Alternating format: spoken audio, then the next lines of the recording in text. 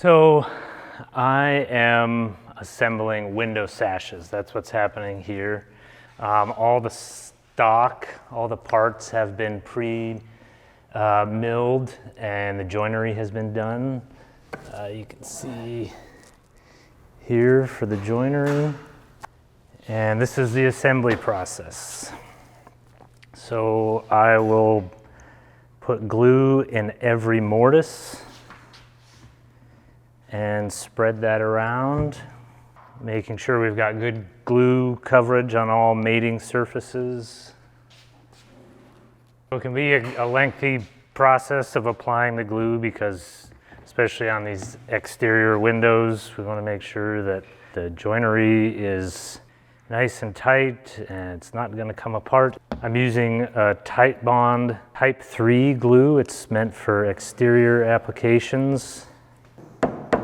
As I'm assembling it, I'm making sure that it's flush on the ends here. The glue will set up sort of fast, so I can help myself out by getting the joints flushed up as best I can at the very beginning. And then I can make small adjustments later on once it's in the clamps.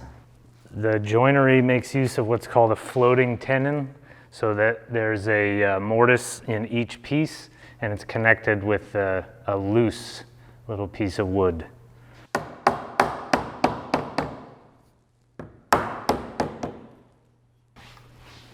Now I'll take these to the clamping rack.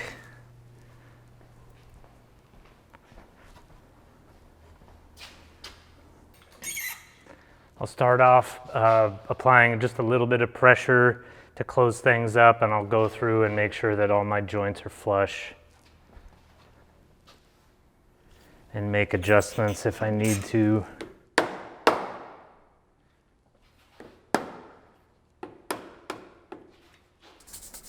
These frames or these sashes have a number of steps still to go till they are completed. They'll be dimensioned again on the thickness, and the edge will be machined to give space for the gasketing or the weather stripping and to make it fit appropriately into the window frame. And they'll get finish sanded, so all this glue or all the water that I'm using to clean up the glue, you won't even know that it was there. So after I've cleaned up the glue, I'll write the time down that I've finished that, and the frame will sit in clamps for 30 minutes at a minimum, and we'll just cycle through that process for all the sashes. And yeah.